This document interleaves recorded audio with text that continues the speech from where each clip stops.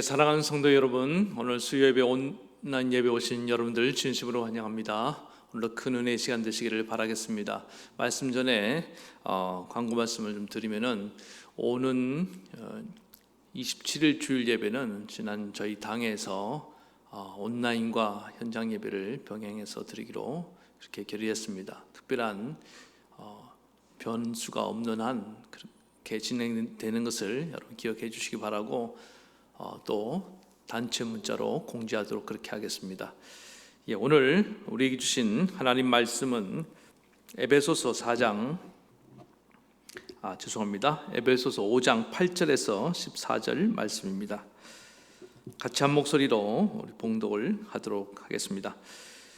너희가 전에는 어둠이더니 이제는 주 안에서 빛이라. 빛의 자녀들처럼 행하라. 빛의 열매는 모든 착함과 의로움과 진실함에 있느니라. 주를 기쁘시게 할 것이 무엇인가 시험하여 보라.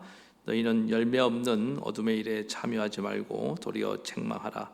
그들이 은밀히 행하는 것들은 말하기도 부끄러운 것들이라. 그러나 책망을 받는 모든 것은 빛으로 말미암아 드러나나니 드러나는 것마다 빛이니라. 그러므로 이르시기를 잠자는 자여 깨어서 죽은 자들 가운데서 일어나라. 그리스도께서 너희에게 비추시리라 하셨느니라. 아멘. 오늘 에베소서 19번째 시간입니다. 세 사람의 삶의 원리 세 번째, 오늘은 빛의 자녀처럼 행하라는 제목으로 하나님의 말씀 증거하겠습니다. 우리 예배드리는 가족들하고 한번 인사 나누겠습니다. 우리는 빛의 자녀입니다. 한 번 더 인사합시다. 빛의 자녀처럼 삽시다. 감사합니다. 지난주에는 세 사람의 옷을 입은 우리가 사랑하며 살아야 된다고 말씀을 드렸고, 오늘은 그 세 번째 원리로 빛의 자녀처럼 행하며 살아야 된다. 이게 로마서의 비유에 의하면 로마서 13장 12절에 이렇게 말씀하고 있습니다. 밤이 깊고 낮이 가까웠으니 어둠의 일을 벗고 빛의 갑옷을 입자. 그러니까 우리 예수 믿는 사람들은 빛의 자녀입니다. 특별히 빛의 갑옷을 입었다고 로마서에는 이렇게 표현하고 있는 것처럼 우리는 빛의 자녀처럼 행해야 되는데, 그럼 오늘 말씀을 통해서 어떻게 빛의 자녀처럼 우리가 살아가야 하는지 살펴보도록 하겠습니다. 첫 번째는 빛 가운데로 나아가야 된다는 것입니다. 8절을 보겠습니다. 너희가 전에는 어둠이더니 이제는 주 안에서 빛이라. 그렇습니다. 우리가 예수 믿기 이전에는 다 어둠이었습니다. 다시 말해서 우리는 어둠 가운데 있었고 어둠의 종이었고, 그래서 우리는 악한 마귀와 그 죄의 종로로 하면서 살아왔습니다. 그러다가 우리가 예수님을 만나서 예수 그리스도 안으로 들어갔다는 것입니다. 오늘 여기서 in Christ, 이 위치가 굉장히 중요합니다. 예수 그리스도 안에 들어와서 빛의 자녀가 되었다는 것입니다. 요한복음에 의하면 8장 12절, 나는 세상의 빛이니 나를 따르는 자는 어둠에 다니지 아니하고 생명의 빛을 얻으리라. 예수님께서 세상의 빛으로 생명의 빛으로 오셨는데 우리가 어떻게 이 생명의 빛을 얻게 됐느냐? 예수님을 따른다는 표현을 쓰고 있습니다. 그러니까 예수님을 따르다가 예수님 안에 거하게 됐다는 것입니다. 그렇습니다. 우리 예수님은 생명의 빛입니다. 우리가 예수님 안에 거하고 예수님을 따를 때 우리 안에 어둠이 물러가고 우리 안에 그 사망과 모든 이런 악한 것들이 다 떠나가고 우리 안에 새로운 생명이 들어오고 우리가 다시금 빛 가운데로 나아가게 된다는 것입니다. 그래서 우리 성도들은 언제나 이 어둠이 있는 곳에 어둠이 있는 곳에서 빛이 비추는 곳으로 나아갈 줄 알아야 된다는 것입니다. 자리가 중요합니다. 그리고 우리가 어떤 곳에 있느냐가 너무너무 중요하다는 것입니다. 원래 우리는 빛을 스스로 낼 수 없는 그런 존재입니다. 인간은 아무리 인간이 유능하고 또 똑똑하고 또 선하고 의롭다 할지라도 어떤 인간도 우리 인간에게 정말 생명을 줄 수 있는 그런 빛을 낼 수 있는 존재는 아무도 없습니다. 이걸 이렇게 비유할 수 있을 것 같습니다. 여러분, 태양은 스스로 빛을 내는 발광체라고 말합니다. 반면에 달은 어떻습니까? 달은 그 빛을 받아서 반사하는 반사체라고 그렇게 말을 합니다. 굳이 말하자면 예수님은 태양과 같은 발광체세요. 그리고 우리 인간은 그 빛을 받아야만 또 빛을 낼 수 있는 그런 존재라는 것입니다. 그런데 이 달이 언제 빛을 발하느냐? 태양이 빛을 잘 받을 수 있는 위치에 있을 때, 그 위치에 따라서 어떨 때는 좋은 위치에 서게 되면은 보름달처럼 아주 환한 빛을 내기도 하고, 또 그 위치가 좀 부족하면은 빛을 조금밖에 받지 못해서 초승달 또는 금음달처럼 이렇게 조금밖에 빛을 내지 못하는 것입니다. 그래서 우리는 이 점을 항상 주목해야 됩니다. 우리는 빛을 받아들여야 된다. 영혼의 빛이고 생명의 빛인 예수님을 받아들일 때, 그 받아들이는 위치에 내가 있을 때, 그 안에 거할 때 나를 통해서 빛이 다시금 반사될 수 있다는 것입니다. 과거에 왜 우리가 어둡고 컴컴한 수밖에 없었느냐? 빛이 비추지 않는 곳에 있었기 때문에 그렇다는 거예요. 어두운 곳만 골라 다녔다는 것입니다. 그래서 지금도 보세요. 어두컴컴한 인생, 또 우울한 인생을 사는 분들 항상 그 음지만 좋아합니다. 어두운 곳을 선호합니다. 그 길로만 다니는 거예요. 우울증 환자를 치료하는 의사 얘기를 들어본 적이 있습니다. 그 의사 선생님도 이 우울증 환자들에 있어서 제일 중요한 건 위치라는 거예요. 빛이 하나도 들지 않는 방 안에 있으면 너무너무 이 우울증에 도움이 되지 않는다는 것입니다. 방 안에 커튼만 환하게 열어도 우울증에 상당한 치료 효과가 있다는 것입니다. 여러분, 우리 마음도 마찬가지입니다. 우리 심령에 마음의 커튼을 다 닫아놓고 빛이 들어오지 못하게 막아놓고 있기 때문에 우리 마음이 항상 어둡고 우울한 거 아니겠습니까? 날씨가 좀 좋으면, 요즘 가을 날씨 얼마나 좋습니까? 햇볕이 잘 쬐는 곳으로 좀 나와야 됩니다. 그리고 그 나와서 맑은 공기를 마시고 그렇게 다녀야 됩니다. 코로나 블루로 얼마나 많은 사람들이 답답해하고 지금 우울해하고 무기력증에 휩싸였습니까? 저는 오늘 영상으로 예배드리시는 모든 분들 좀 밝은 곳으로 나올 수 있기를 바라겠습니다. 마음의 커튼을 좀 열어 제치고 빛 가운데로 나올 수 있기를 바라겠습니다. 그렇지 않고 여기가 좋사오니 하면서 이 어두컴컴한 곳에 계속 머물러 있으면 내 마음도 영혼도 계속 어둡고 우울해질 수밖에 없다는 것입니다. 전에도 한번 말씀드렸지만, 제가 부교육자 시절에 제가 맡은 그 교구에 한 집사님 부부가 빛이 하나도 들지 않는 그 캄캄한 집에 살고 계셨습니다. 집 구조가 어떻게 됐는지 창문이 없었습니다. 현관문에서 조금 드는 빛 외에는 빛이 없어요. 그러니까 하루 종일 이렇게 불을 켜고 사는데, 또 어떨 때 들어가면 아예 불을 끄고 텔레비만 켜고 캄캄한 방에 앉아 있는 겁니다. 멀쩡한 사람도 그 집에 들어가면 우울증이 걸릴 것 같더라고요. 이렇게 놔둬서는 안 되겠다. 이미 우울증 증세가 너무 심해져서 제가 안타까운 마음으로 일주일에 한 2-3번씩 그 집을 신방을 해서, 제가 다른 것을 한 것이 없습니다. 그냥 하나님 주신 감동을 따라 찬송만 열심히 불렀습니다. 30분도 좋고 1시간도 좋고 그 집사님을 앉혀놓고 그냥 특별히 저는 이 햇볕에 관련된 찬송, 또 보혈 찬송 기쁘게 막 힘있게 불렀는데, 한 6개월 만에 그분이 완전히 나았습니다. 바깥에서 만났는데 얼굴이 환하게 밝아져서 저한테 하는 말이, 목사님 깨끗하게 나았습니다. 이 세상이 이렇게 환하고 밝고 살기 좋은 곳인 줄 몰랐습니다. 내가 과거에 왜 그렇게 우울한 곳에 머물러 있었는지 나도 알지 못했습니다. 찬송을 부르면서 그분이 빛 대신 예수님께로 나온 겁니다. 한 걸음씩 한 걸음씩. 처음에는 걸음마 단계였습니다. 찬송도 제대로 못 불렀습니다. 그래서 점점 저와 함께 찬송을 부르고 성령이 그 안에 역사하면서 그가 빛 가운데로 나오면 나올수록 그 마음속에 있는 어둠이 점점 물러가고 나중에는 하나도 남김없이 다 떠나갔던 것입니다. 그렇습니다. 우리가 과거에는 어둠을 좋아하고 계속 거기에 머무는 것을 즐겨했습니다. 그러나 빛 대신 주님 안으로 가까이 오고 난 뒤에 우리 안에 남아있는 어둠이 다 떠나가기 시작한 줄로 믿습니다. 빛이 비추면 어둠은 저절로 떠나가는 것입니다. 어둠을 쫓아내기 위해서 우리가 할 수 있는 것이 없습니다. 인간이 가진 그 어떤 능력으로, 지식으로, 어떤 모든 방법과 수단을 동원해도 인간이 갖고 있는 그 인공의 조명 같은 걸로는 우리 안의 마음의 영혼의 어둠을 몰아낼 길이 없다는 것입니다. 오직 우리 영혼의 어둠은 영혼의 빛 되시고 생명을 주실 빛 되신 예수님만이 이 문제를 해결하고 밝혀주신 줄로 믿습니다. 그래서 우리가 한번 예수님의 이 빛을 경험하고 빛 가운데 나온 사람들은 이 예수님의 빛을 너무너무 좋아하는 것입니다. 예수님이 계신 곳을 사모하게 되고 예수님의 그 말씀 듣는 것을 기뻐하고 또 예수님의 이름만 들어도 기분이 좋아지고 지쳐 있다가도 예수님 말씀을 들으면 힘이 나고 그렇게 되는 것입니다.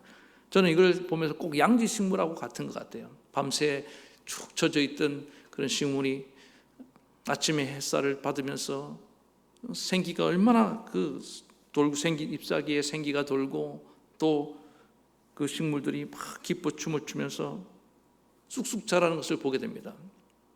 우리는 영적인 양지식물이에요. 예수님의 빛이 비치지 않으면 우리는 늘 축 처져 있을 수밖에 없고 시들어버릴 수 없고 밖에 없고 또 나중에는 말라버릴 수밖에 없는 것입니다. 그러나 우리가 빛 대신 예수님께로 한 걸음씩 가까이 나아가기만 하면 주님이 날마다 우리에게 새 힘을 주시고 우리가 잘 자랄 수 있도록 그렇게 도와주신 줄로 믿습니다. 오늘도 사랑하는 성도 여러분, 날마다 우리는 영적인 양지식물, 빛의 자녀들입니다. 빛 대신 예수님께로 더 가까이 나가는 믿음의 종들 되시기를 간절히 축원합니다. 다음 두 번째는 이렇게 날마다 빛에 가까이 가고 빛을 받아들이다 보면 어떤 일이 일어나냐? 저절로 열매는 맺게 된다는 것입니다. 그 열매가 오늘 뭐냐? 9절에 보니까 빛의 열매는 모든 착함과 의로움과 진실함에 있느니라. 여기 착함, 이건 다른 말로 선함인데 이런 선함과 의로움과 이런 진실함은 다 누구의 속성입니까? 이건 하나님의 속성이고 하나님의 성품들입니다. 그래서 우리가 빛의 자녀는 곧 하나님의 자녀 아닙니까? 하나님을 닮은 하나님의 자녀의 열매를 이렇게 맺게, 성품의 열매를 맺게 된다는 것입니다. 그렇습니다. 우리 하나님이 원하시는 것은 우리가 하나님의 자녀로서 하나님을 닮은 그 열매를 맺는 것입니다. 왜 우리가 이 빛의 열매를 맺어야 되고 또 하나님의 자녀다운 삶을 살면서 열매를 맺어야 하느냐? 그걸 통해서 세상 사람들이 하나님께 영광을 돌리게 되고 또 우리가 정말 하나님의 자녀인 것을 세상 사람들이 알게 되기 때문에 그렇습니다. 세상 사람들은 우리의 겉모습만 가지고 우리가 정말로 빛의 자녀인지 아닌지를 알 길이 없습니다. 우리 삶 속에서 드러나는 이 열매를 통해서 안다는 것입니다. 열매가 너무나 중요합니다. 제가 오늘 아침에 참 감동적인 기사를 읽었습니다. 부산에서 자랑스러운 시민상을 받은 분인데 그 유정록 간호사는 남자 간호사입니다. 이분이 위암 투병 중이었습니다. 그럼에도 불구하고 지난 그 4월에 대구에서 코로나가 폭발적으로 이제 확산이 되고 그때 그 청도에 있는 대남병원이 코호트 격리를 당하고 그때 이분이 이제 자발적으로 자원을 해서 그곳에 가서 한 4주 정도 정말 헌신적으로 거기 있는 환자들을 치료하기 시작했습니다.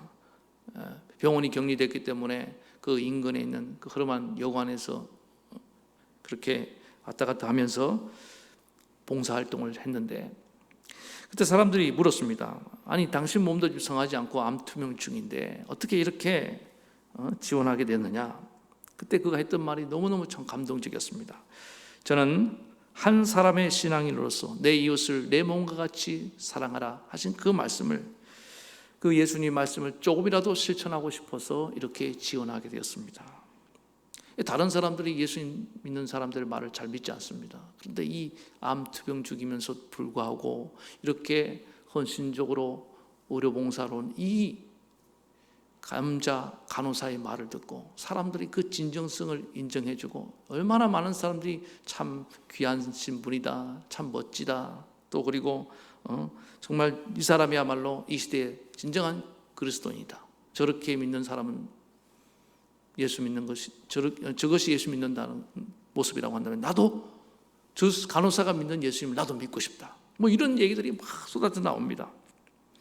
저는 그 모습을 보면서 정말 이 시대에 우리가 예수 믿고 빛의 자녀로 산다고 할 때 이런 열매가 있어야 되는구나, 이런 선한 열매가 있어야 되는구나 하는 그런 도전을 받게 되었습니다.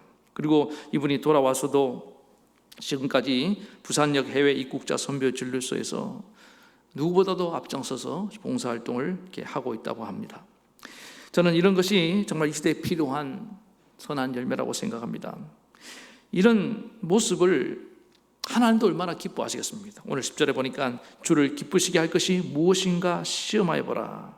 우리가 하나님에 대해서 다른 것을 시험하면 안 되지만 하나님을 의심하고 또 하나님을 원망하고 이런 것으로 하나님을 시험하서는 안 되지만 오늘 본문에 보니까 하나님을 시험해보라, 주를 기쁘시게 할 것이, 이런 선한 행동을 통해서 선한 열매로, 의로운 열매로, 또 진실한 모습으로 우리가 얼마든지 하나님을 시험할 수 있다는 것입니다. 그런 시험하는 모습을 하나님이 기뻐하신다는 겁니다. 그리고 하나님이 얼마든지 큰 복을 주신다는 거예요. 그런데 우리가 기억할 것은 이런 열매가 그냥 나오는 것이 아니라는 것입니다. 누가복음 6장 43절, 못된 열매를 맺는 좋은 나무가 없고 또 좋은 열매를 맺는 못된 나무가 없느니라. 나무는 각각 그 열매로 아나니 가시나무에서 무화과를 또 찔레에서 포도를 따지 못하느니라. 선한 사람은 그 마음에 쌓은 선에서 선을 내고 악한 자는 그 쌓은 악에서 악을 내나니 이는 마음에 가득한 것을 입으로 말함이니라. 이 무슨 얘기입니까? 이 유 간호사님도 자기 몸이 성치 않았잖아요. 그런데 이런 헌신적인 봉사를 하면서 선한 열매를 낸 것이 이게 하루아침에 그냥 된 것이 아니고 날마다 이분은 뭡니까? 내 이웃을 내 몸과 같이 사랑하라. 이 말씀을 붙들고 산 거예요. 이 말씀을 묵상하고 또 묵상하고 평소에 이 말씀을 자기 것으로 소화해서 또 그 말씀을 하신 그 예수님의 삶을 계속 묵상하면서, 그렇지, 우리가 내가 정말 예수님을 따른다고 한다면 내 이웃을 내 몸같이 사랑할 수 있어야 되지.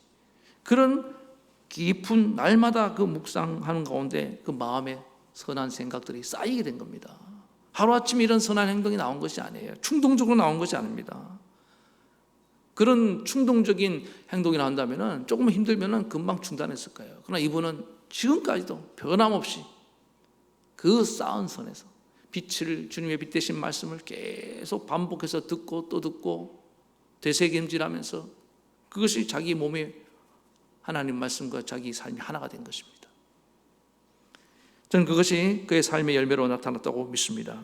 그래서 우리가 평소에 빛의 자녀의 열매를, 이런 선하고 의롭고 진실한 열매를 맺으려면 평소에 예수님 말씀을 날마다 묵상하며 그 말씀과 함께 동행하는 것이 전 중요하다고 생각합니다. 빛의 열매로 나타나기 위해서는 빛의 열매를 꾸준히 계속적으로, 여러분 양지 식물이 열매를 맺는데 하루아침이 됩니까? 꾸준히 날마다 그 빛 가운데 나아갔기 때문에 때가 돼서 열매를 맺은 줄로 믿습니다. 그래서 마태복음 5장 16절 말씀처럼 이와 같이 너희 빛을 사람 앞에 비치게 하여 저희로 너희 착한 행실을 보고 하늘에 계신 너희 아버지께 영광을 돌리게 하라. 오늘 이 유간호사가 그의 선한 열매로 많은 사람의 입으로 하여금, 지금 많은 사람들이 교회를 욕하고 그렇게 하고 있지만은 이분을 통해서 어떻게 교회를 욕할 수 있겠습니까? 적으로 이분을 통해서 하나님의 영광을 받으신 줄로 믿습니다. 오늘 사랑하는 우리 성도님들도 오늘 이렇게 우리의 삶의 빛의 자녀로서 빛의 선한 열매를 많이 맺어서 날마다 저 많은 안 믿는 사람들의 입술을 통하여 하나님께 영광을 드러내는 그런 복된 삶이 되기를 축원합니다. 그 다음에 마지막 세 번째로 빛의 자녀처럼 행하는 것이 뭐냐? 어두움의 일에 참여하지 말고 책망하며 살라는 것입니다. 왜 빛의 자녀는 어두움의 일에 참여하지 말라고 말씀하냐? 이게 너무나 당연하지 않겠습니까? 우리는 빛의 자녀입니다. 어둠의 자녀, 어둠은 이런 이전에 우리가 행했던 일이에요. 그래서 거기에는 다시 돌아가서는 안 되고 들어가서도 안 되는 줄로 믿습니다. 그런데 이 어둠의 일은 두 종류가 있답니다. 하나는 누가 봐도 어둠이 드러난 어둠의 일이 있고, 또 하나는 숨겨진 어둠의 일이 있습니다. 드러난 누가 봐도 어둠의 일은 우리가 쉽게 구분할 수 있습니다. 그러나 은폐되어 있고 숨겨져 있고 아주 교묘하게 들어가 있는 이 숨겨진 어둠의 일은 우리가 잘 어떨 때는 모를 때가 있고 우리도 속고 살아갈 때가 있다는 것입니다. 어떤 특별히 이런 숨겨진 어둠의 일이라는 것은 어떤 내 개인적으로 라기보다 어떤 관계 속에서 어떤 조직 안에서 그렇게 일어나는 일들이 많았습니다. 그래서 겉으로 볼 때는, 그 조직에서 볼 때는 그 사람은 굉장한 어떤 일꾼이고 또 영웅이고 또 굉장히 필요한 사람인 것 같지만은 그 속을 들여다보면은 그것은 어둠의 일이 아닐 수 없는 그런 경우들이 많이 있습니다. 그리고 본인이 내가 예수를 믿음에도 불구하고 어쩔 수 없이 그런 한 조직에 속해 있기 때문에, 예를 들면 회사라는 조직에 속해 있기 때문에 나도 모르게 어쩔 수 없이 그런 일에 가담하게 되는 그런 일들도 일어난다는 것입니다. 저는 예수님이 아주 심하게 책망을 받았던, 예수님께 책망을 받았던 그 바리새인들, 종교 지도자, 서기관들, 율법 교사들, 사두개인들 이런 분들 보면은 저는 그 한 사람 한 사람들이 어떻게 보면은 나름대로 빛을 추구하며 살았다고 생각합니다. 그러나 집단적으로 그들이 전체적으로 예수님께 꾸중을 듣고 책망을 받고 그렇게 했던 이유가 뭐냐면은 자기들도 모르는 사이에 그들 집단 전체가 외식을 일삼고 또 위선자가 되어버린 것입니다. 그래서 예수님 그들 향해서 회칠한 무덤이다라고 얘기하고 독사의, 심지어는 독사의 자식이라고 그렇게 맹 비난을 하고 책망을 하셨습니다. 그들의 기도하는 모습은 너무 이중적이었고 또 구제하고 선을 행하는 모습조차도 하나님의 영광을 위한 것이 아니라 자기 일을 드러내기 위해서 그렇게 할 때가 많았습니다. 예수님이 성경에서 무엇을 꾸짖느냐, 책망하시느냐. 심지어 예수님의 제자들도 심하게 예수님께 꾸지람을 받을 때가 있었습니다. 그들이 예수님을 잘 보필한다고 생각했습니다. 잘 따른다고 생각했습니다. 그러나 그들 안에 예수님 우편에 좌편에 앉고 싶은 어떤 권력에 대한 탐욕이 드러난다든지 또 그들의 예수님이 하시고자 하는 십자가에 죽고 부활하는 것을 막으려 한다든지 이런 불신앙의 요소들이 드러났을 때, 아니면 그들의 믿음을 사용하지 않고 막 두려워 뜬다든지, 그때 예수님은 심하게 책망하고 꾸짖었습니다. 그 예수님의 책망과 꾸지람을 통해서 우리가 정말 알아야 될 게 뭐냐면 그들 안에 있는 숨어있는 어둠이 폭로되고 드러났다는 것입니다. 근데 그런 모습이 그 바리새인들의 그 예수님의 제자들한테만 있는 것이 아니라 바로 우리 안에 있다는 것입니다. 저 안에도 있다는 것입니다. 우리는 이걸 기억해야 됩니다. 예수님이 빛으로 오셔서 우리 안에 있는 숨어있는 그 어둠들을 책망할 때 우리는 그 어둠을 우리는 하는 예수님 앞에 회개하며 나올 줄 알아야 된다는 것입니다. 근데 많은 분들이 이런 어둠의 일이 우리 안에 은밀히 숨겨져 있는 것을 알고에도 불구하고 계속 감추려고 한다는 것입니다. 숨겨두려고 한다는 것입니다. 그래서는 소망이 없다는 것입니다. 어떨 때는 오늘 성경 12절에 말씀하는 것처럼 저희의 은밀히 행하는 것들은 말하기도 부끄러움이라.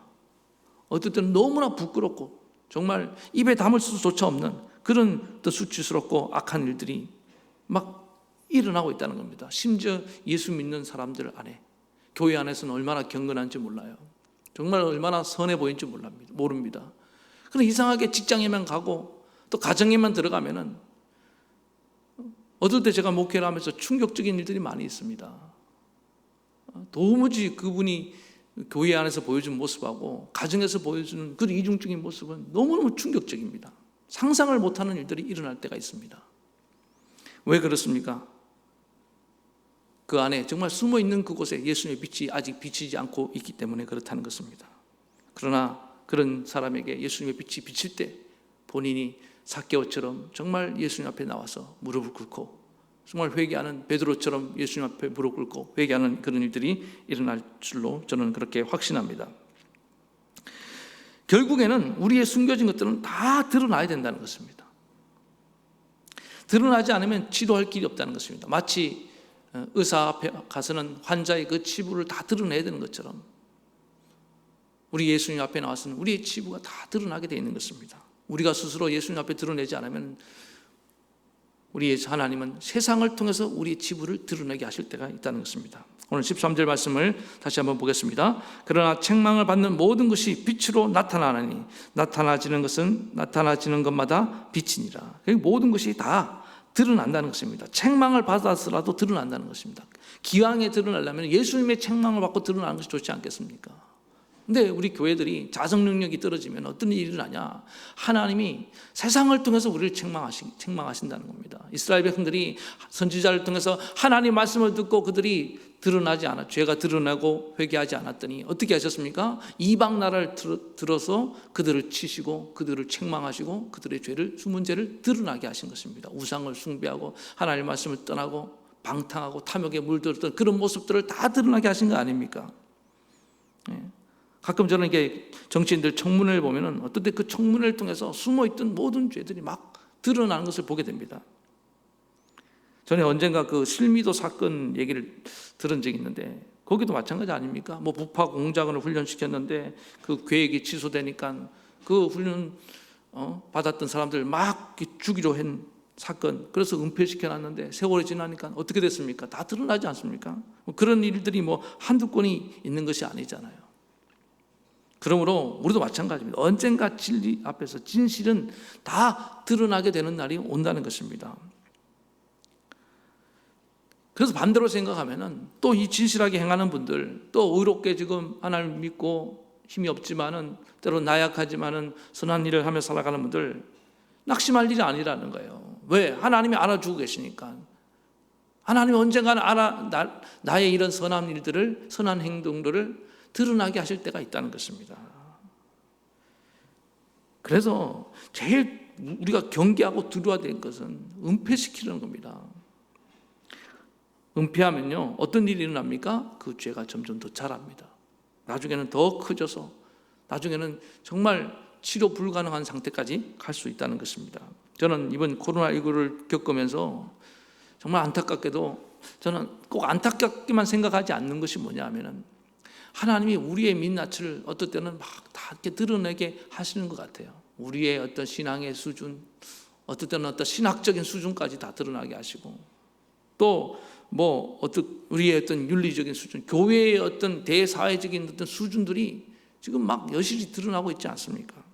그리고 또 우리가 갖고 있던 믿음의 어떤 그 정말 붙들고 있었던 경건한 믿음의 내용들이 이 코로나19라는 시험대 앞에서 우리는 다 지금 드러나고 있다고 생각합니다. 그래서 저는 오히려 이것이 저는 소망이 있다고 생각합니다. 우리 교회뿐만 아니라 어떤 시험을 당하면요, 다 마찬가지입니다. 개인이나 가정도 사회도 이 하나님의 어떤 이런 시험 앞에서 우리의 민낯을 다 드러나게 하십니다. 우리는 그것 때문에 한없이 부끄럽고 초라합니다. 그러나 우리 하나님은 그를 드러내게 하고 우리를 부끄럽게 하시는 분이 아닌 줄 믿습니다. 우리의 한부가 치부가 드러날 때는 우리는 한없이 부끄럽고 고통스럽지만은 하나님은 다시 그것을 싸매 주시고 또 이렇게 덮어주시는 분인 줄 믿습니다. 호세아 6장 1절에 보니까 오라 우리가 여호와께로 돌아가자. 여호와께서 우리를 찢으셨으나 도로 낫게 하실 것이요 우리를 치셨으나 싸며 주실 것임이니라. 저는 우리 하나님의 이런 모습을 믿습니다. 지금은 주의 말씀으로 또 이 세상 사람들 통해서 우리를 막 책망한 것 같지만은 하나님 때가 되어서 우리가 다시금 빛 가운데로 나아가면은, 그래서 빛의 열매를 맺기 시작하면은 언제 그랬냐는 듯이 하나님 우리를 다 이렇게 회복시켜 주시고 다시금 우리로 하여금 주의 영광을 드러내며 나아가게 하실 줄로 믿습니다. 그래서 우리도 마찬가지입니다. 이 땅을 살면서 우리가 어떨 때는 어떤 죄에 대해서 책망할 수 있습니다. 예수님처럼 꾸짖을 수 있습니다. 그러나 그걸로 끝나서는 안 됩니다. 하나님처럼 언제나 우리는 정죄를 위한 책망이 아니잖아요. 우리 하나님이 싸매 주시듯이 또 이렇게 덮어주시듯이 그렇게 우리도 사람들을 또 사랑으로 감싸며 덮어주는 모습도 함께 병행할 수 있기를 바라겠습니다. 그리고 마지막으로 14절 말씀을 한번 읽겠습니다. 그러므로 잠자는 자여 깨어서 죽은 자들 가운데서 일어나라. 그리스도께서 내게 빛이시리라 하셨느니라. 이 말씀을 원어로 보면은 이게 이제 시적인 문구로 되어 있다고 합니다. 어둠 속에 무기력하게 있는 자들이여 성도여 일어나라. 일어나라. 잠자는 자여 깨어라. 달리다고 이렇게 찬양도 있지 않습니까?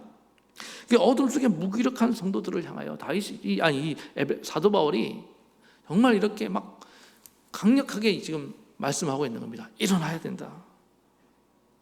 지금 너희가 빛의 자녀인지도 모르고 잠자고 있다는 거예요. 오늘 우리 성도들이 다 우리에게 빛이 임했습니다. 오늘 어떤 성도님을 만났는데 그 성도님이 어둠 가운데 있었는데 그 마음속에 성령이 임하시고 막 이렇게 방언 기도를 시키더라는 거예요. 그래서 자기를 엄습해오는 그 어둠이 막 떠나가는 그런 경험을 했다는 얘기를 들었습니다. 자기도 몰랐다요. 이런 기도가 나올 줄을. 왜 그렇습니까? 평상시는 몰랐지만은 위기의 순간이 되니까 빛의 자녀로서 빛의 속성이 막 드러나기 시작했다는 것입니다. 그래서 지금이야말로 우리가 빛의 자녀로서 빛의 속성을 발할 때인 줄로 믿습니다. 깨어날 때인 줄로 믿습니다. 우리 사랑하는 성도 여러분들, 정말 우리는 다 빛 대신 예수님을 모시고 있잖아요. 그 빛을 발산할 수 있도록 깨어나는 주의 종들 되시기 바랍니다. 그래서 더욱더 정말 선하고 오늘 말씀처럼 이 진실하고 의로운 열매를 맺고 또 나아가서 정말 어둠에 있는 자들을 책망할 수 있을 정도로 그런 정말 강력한 빛을 소유하고 나아가는 믿음의 종들 되시길 바라겠습니다. 그래서 오늘 말씀처럼 정말 어떤 어둠에도 낙심하지 맙시다. 우리는 빛의 자녀입니다. 빛을 이길 것은 아무도 없습니다. 어둠은 빛 앞에서 다 물러가게 되어 있습니다. 우리 날마다 빛 대신 예수님을 모시고 또 그분 안에 거하며 빛의 열매를 맺고 얼마나 어둠과 싸움을 승리하는 우리 모든 성도들 되기를 간절히 축원합니다. 하나님 아버지 은혜를 감사합니다. 우리는 빛의 자녀인 줄 믿습니다. 우리에게 주님께서 빛의 갑옷을 입혀주셨습니다. 그런데 우리가 이것을 알지 못하고 자꾸만 그 과거의 어둠으로 돌아가려 할 때가 있습니다. 주님, 우리는 결코 그 어둠의 일에 참여할 수 없는 자인 줄 믿습니다. 날마다 빛 대신 주님께로 더 가까이 나아갑니다. 빛 대신 주님 안에 거하길 원합니다. 그래서 우리는 나는 빛을 발할 수 없지만 나는 주님의 빛을 날마다 내 안에 받아들여서 나를 통하여 주님의 빛이 세상을 향해 뿜어져 나가기를 원합니다. 또 아버지 하나님, 그렇게 빛을 받아들이다가 오늘 말씀하고 있는 이런 선한 열매, 또 의로운 열매, 진실한 열매를 내 삶 가운데 맺어서 정말 저 믿지 않는 자들로 하여금 내가 빛의 자녀인 것을 알게 하고, 또 나의 하나님 아버지가 정말 이렇게 빛 대신 예수님을 그들이 발견하고 영광 돌리는 그날이 오기를 원합니다. 주님, 과연 내 삶에는 얼마나 이 빛의 열매가 있습니까? 주님, 내가 빛의 자녀인지 알지 못하고 어둠 속에 방황했기 때문에 내 삶 속에서 이 정말 빛의 열매를 나타내지 못한 줄로 믿습니다. 교회 안에서는 정말 빛의 자녀처럼 행하고 교회 바깥에서는 늘 어둠을 헤매고 있었기 때문인 줄 믿습니다. 주님, 오늘 우리 사랑하는 성도들 다 깨어나게 도와주시옵소서. 지금은 우리 잠자는 자들이 깨어날 때인 줄로 믿습니다. 그리스도께서 우리 가운데 빛을 비치고 계시오니 그 빛을 받아서 이 어둠 가운데 있는 세상에 빛을 발하게 도와주시옵소서. 그래서 이 어둠의 일을 책망할 수 있는 자들 되길 원합니다. 어둠을 몰아내는 자들이 되길 원합니다. 예수님이 어둠을 꾸짖으셨을 때 어둠이 떠나갔던 것처럼 우리 안에, 우리 바깥 안팎에는 모든 어둠을 쫓아내며 살게 도와주시옵소서. 오늘 주님, 우리 안에 있는 어둠을 향하여 주님이 책망할 때 달게 밝게 도와주시옵소서. 주님 옆에 눈물로 회개하며 나아가게 하여 주시옵시며, 오늘 우리 교회가 정말 빛의 자녀의 모습을 회복해서 이 세상의 빛을 밝히는 거룩한 삶을 살게 하옵소서. 오늘 온라인으로 예배드리는 모든 주의 성도들과 그의 가정을 주님의 이름으로 축복합니다. 그의 생업을 주님의 이름으로 축복합니다. 이 코로나19 시대에 두려워하지 말게 도와주시고 일어나서 빛을 발할 수 있도록 주님, 저들 성령으로 주의 말씀으로 충만케 하시옵소서. 돌아오는 주일날은 우리가 온라인과 또 현장 예배를 병행해 드리고자 합니다. 하나님, 두렵고 떨리는 마음이 있습니다. 주님께서 우리를 지키시고 우리에게 담대한 믿음을 주시고 이 세상에 부끄러움 당하지 않도록 하나님께서 역사해 주시고 정말 이 코로나19 시대에 사명을 감당하는 복된 교회가 될 수 있도록 은혜 베풀어 주시옵소서. 오늘 이 자리에 예배드리는 모든 성도들, 또 병든 영혼들에게 치료하는 광수를 비춰주시고 깨끗이 고쳐줄 것을 믿사오며 우리 주 예수님 이름으로 간절히 기도하옵나이다. 아멘.